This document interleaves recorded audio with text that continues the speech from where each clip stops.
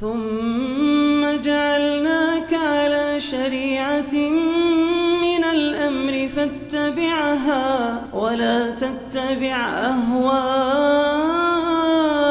الذين لا يعلمون.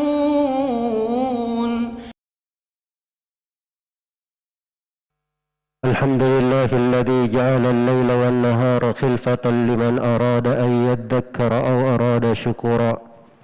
أحمده سبحانه وتعالى جعل في تعاقب الليل والنهار عبرة لأولي الأبصار، وجعل القمر ضياء وجعل الشمس ضياء والقمر نورا، وقدره منازل لتعلموا عدد السنين والحساب، وكل شيء عنده بمقدار. أشهد أن لا إله إلا الله وحده لا شريك له، له الملك وله الحمد، ومنه المبتدأ والمنتهى والمآب. وأشهد أن محمدا عبده ورسوله خير من تعبد وأناب، صلى الله عليه وعلى آله وأصحابه ومن تبعهم بإحسان إلى يوم الحساب، وسلم تسليما كثيرا. أما بعد. Kaum muslimin jemaah-jemaah rahimani wa rahimakumullah. Di akhir dari bulan Dzulhijjah, menyambut dari awal masuknya bulan Muharram, bersilih gantian siang dan malam, pergantian hari-hari, itu adalah pelajaran dan renungan untuk seorang muslim dan muslimat. Allah Subhanahu wa taala berfirman, "Yuqallibullahu al-laila wan-nahar, inna fi dzalika la'ibratan liulil absar." Dialah Allah yang membolak-balikkan siang dan malam. Di dalam hal tersebut terdapat renungan bagi orang-orang yang memiliki hati. Wa huwa alladhi ja'ala asy-syamsa dhiya'an wal qamara nura وَقَدَّرَهُ مَنَازِلَ لِتَعْلَمُوا عَدَدَ السِّنِينَ وَالْحِسَابِ. Dialah Allah Subhanahu wa taala yang menjadikan matahari itu bercahaya, bulan itu memiliki nur, dan Allah menakdirkan dari perputaran bulan tersebut persinggahan dari matahari dan bulan supaya kalian mengenal tahun-tahun dan perhitungan. Seluruh di dalam perhitungan dan perjalanan hari-hari kehidupan ini ada pelajaran-pelajaran bagi seorang muslim dan muslimah. Di dalam hal tersebut itulah kehidupannya untuk menegakkan ibadah kepada Allah Subhanahu wa taala. Dari sunnah di awal setiap bulan, dan ini diterangkan oleh seorang sahabat yang mulia sebagaimana yang diriwayatkan oleh Imam Al-Baghawi. Kata Abdullah bin Hisham radhiyallahu anhu, "Kana ashabu Rasulillah sallallahu alaihi wasallam yata'allamuna hadha ad-du'a kama yata'allamuna al-Qur'an idza dakhala asy-syahru aw as-sana." Adalah para sahabat Rasulullah sallallahu alaihi wasallam, mereka mempelajari doa ini sebagaimana mereka mempelajari Al-Qur'an. Doa apabila masuk suatu bulan atau telah masuk suatu tahun. Allahumma adkhilhu bil amni wal iman was salamati wal islam wa jiwarin minasyaitan wa ridwanin minar rahman. Ya Allah, masukkanlah bulan itu atau tahun itu untuk kami dengan keamanan dan keimanan serta keselamatan dan keislaman dan perlindungan dari syaitan serta keridhaan dari Allah Ar-Rahman. Maka ini adalah suatu doa yang diajarkan oleh Nabi sallallahu alaihi wasallam kepada para sahabatnya, dan para sahabat mempelajarinya seperti mempelajari Al-Qur'an, karena di dalam doa ini terdapat di dalamnya makna-makna dan kandungan yang diperlukan oleh seorang hamba di dalam bulannya atau di dalam tahunnya, agar supaya seluruh hari-hari kehidupannya disertai dengan keamanan, dihiasi dengan keimanan, bermahligai dengan keselamatan selalu di dalam keislaman, berupa perlindungan Allah Subhanahu wa taala untuk hamba tersebut dari segala makar dan gangguan syaitan, dan di hari-hari kehidupannya dia beramal pada hal yang dicintai dan diridhai oleh Allah Subhanahu wa taala. Bulan Muharram memiliki berbagai kekhususan. Di antara kekhususannya, dia adalah awal penanggalan di dalam Islam dan salah satu awal bulan di dalam Islam, dan merupakan salah satu dari 4 bulan yang diagungkan. Inna iddatash syuhuri indallahi 12 syahran fi kitabillah yawma khalaqas samawati wal ard minha arba'atun hurum. Sesungguhnya jumlah bulan di sisi Allah ada 12 bulan. Di hari diciptakannya langit dan bumi, dan di antara 4 bulan itu ada 4 bulan yang diharamkan, 4 bulan yang diagungkan, yaitu bulan Dzulqa'dah, Dzulhijjah dan bulan Muharram ini, 3 secara berturut-turut ditambah dengan bulan Rajab. Ini adalah bulan-bulan yang diagungkan di sisi Allah Subhanahu wa taala. Karena itu dari masa jahiliyah pun, kaum musyrikin sekalipun mereka mengagungkan dari bulan ini. Tidak ada dari pertempuran atau peperangan yang mereka lakukan, yaitu ditegaskan dengan datangnya Islam ini. Allah berfirman, "Fala tadlimu fihinna anfusakum." Maka jangan kalian menzalimi diri-diri kalian pada saat bulan tersebut. Iya. Maka bulan ini adalah bulan yang diagungkan dan dihormati. Karena itulah bagi setiap muslim dan muslimah hendaknya memahami bahawa pada hal-hal yang diagungkan dan dihormati oleh Allah Subhanahu wa taala, mengagungkannya dan memanfaatkannya dengan sebaik mungkin, itu adalah ciri ketakwaan di dalam hati. Dzalika wa may yu'azzim sya'airallah fa innaha min taqwal qulub. Demikianlah bagi siapa yang mengagungkan dari syiar-syiar Allah, maka sesungguhnya itu adalah bagian dari ketakwaan di dalam hati.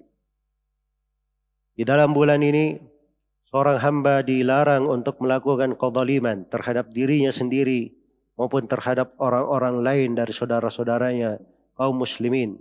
Kezaliman adalah meletakkan sesuatu bukan pada tempatnya atau melampaui batas. Itu adalah hal-hal yang diharamkan. Dan di bulan Muharram ini dianjurkan untuk memperbanyak puasa. Karena di dalam Sahih Muslim dari hadits Abu Hurairah radhiyallahu anhu, Rasulullah sallallahu alaihi wasallam bersabda, "Wa afdalu siyamin ba'da Ramadan siyamu syahrillahil Muharram." Sebaik-baik puasa setelah bulan Ramadan adalah puasa di bulan Allah, bulan Muharram. Disebut bulan Allah penyandaran akan agungnya bulan tersebut di sisi Allah. Dan di bulan Muharram menunjukkan anjuran berpuasa secara mutlak di bulan Muharram tersebut. Walaupun sebagian ulama mengatakan bahawa anjuran berpuasanya walaupun disyariatkan di seluruh bulan di 1 bulan, tetapi dia tidak sampai ke derajat berpuasa seperti di bulan Ramadan atau seperti berpuasa di bulan Sya'ban. Tetapi keumuman dari hadits menunjukkan akan syariat berpuasa. Dan secara khusus di dalam bulan Muharram ini ada hari Ashura, tanggal 10 Muharram, di mana Nabi SAW berpuasa padanya. Dan itu adalah puasa wajib umat Islam sebelum datangnya kewajiban puasa di bulan Ramadan. Dan Nabi SAW melakukan hal tersebut karena pertama adalah mengikuti Nabi Musa alaihissalam. Karena itu ketika orang-orang Yahudi melakukan puasa Ashura ini, maka Nabi SAW bersabda, "Nahnu ahaqqu minkum bi Musa." Kami adalah orang yang lebih berhak dari kalian terhadap Nabi Musa alaihissalam. Karena di tanggal 10 itulah Allah Subhanahu wa taala menyelamatkan Nabi Musa dan Bani Israel dan membinasakan Fir'aun.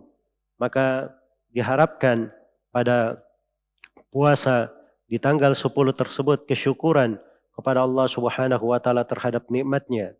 Tapi bersamaan dengan itu semua, Nabi SAW di tanggal 10 Muharram, di bulan Muharram, beliau mensyariatkan untuk berpuasa pada tanggal 9-nya juga.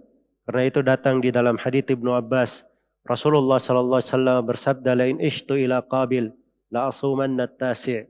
Andai kata saya masih hidup pada tahun berikutnya, pada tahun depannya, maka saya akan berpuasa di tanggal 9-nya. Dan ini semuanya untuk menyelisihi ahlul kitab, menyelisihi orang-orang Yahudi. Karena itu berpuasa pada tanggal 10 itu adalah hal yang bagus.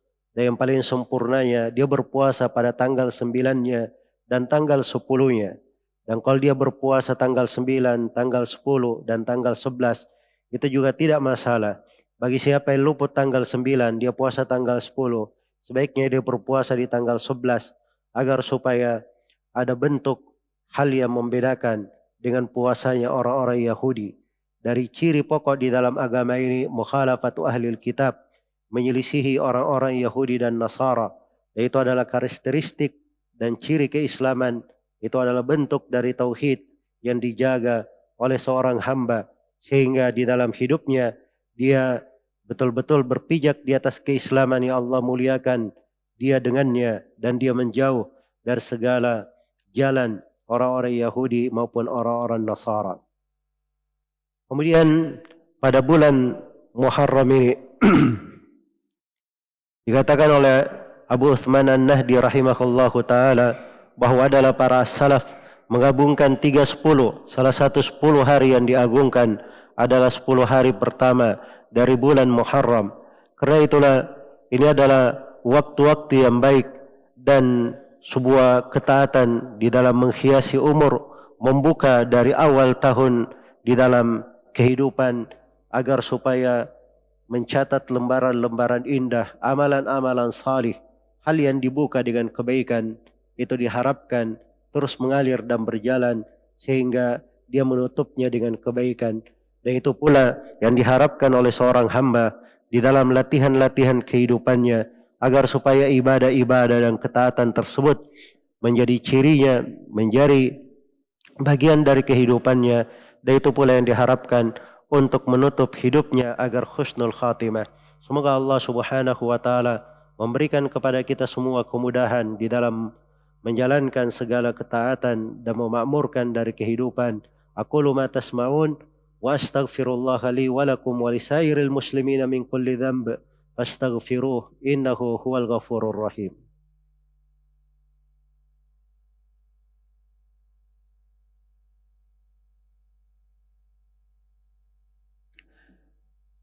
Alhamdulillahi ala ihsanih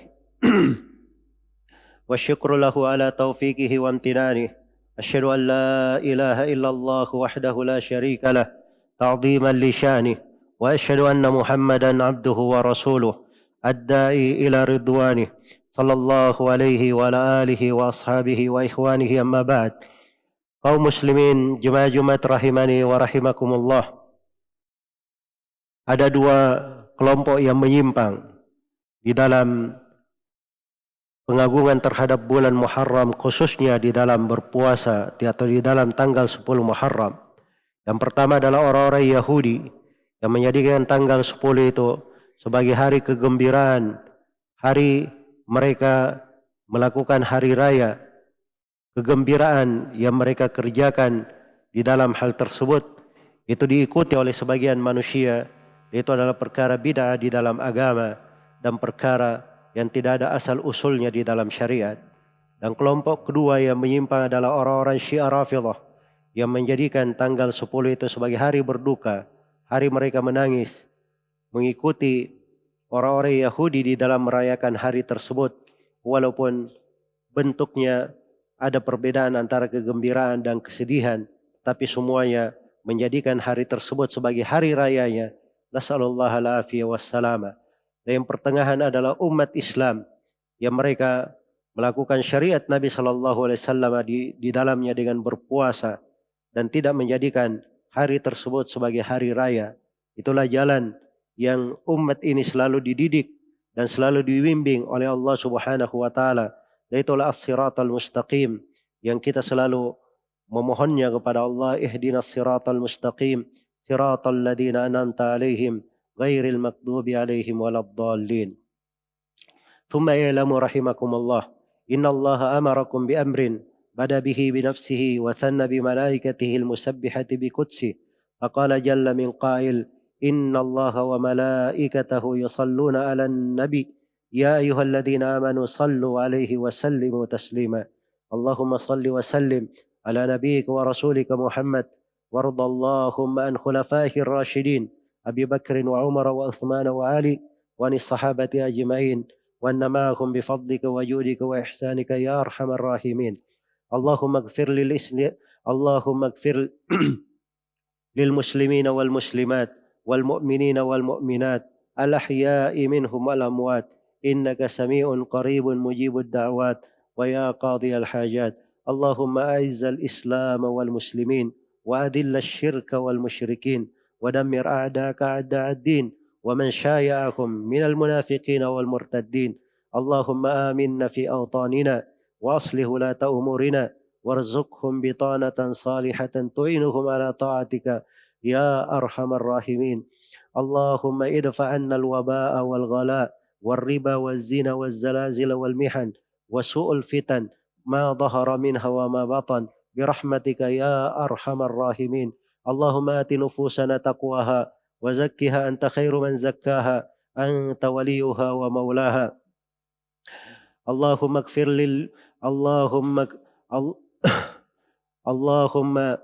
اللهم ظلمنا أنفسنا وإن لم تغفر لنا وترحمنا لنكونن من الخاسرين. ربنا اغفر لنا ولإخواننا الذين سبقونا بالإيمان ولا تجعل في قلوبنا غلا للذين آمنوا ربنا إنك رؤوف رحيم. ربنا آتنا في الدنيا حسنة وفي الآخرة حسنة وقنا عذاب النار. عباد الله إن الله يأمر بالعدل والإحسان وإيتاء ذي القربى وينهى عن الفحشاء والمنكر والبغي يعظكم لعلكم تذكرون. فاذكروا الله العظيم الجليل يذكركم واشكروه على نعمه يزيدكم ولذكر الله أكبر والله يعلم ما تصنعون.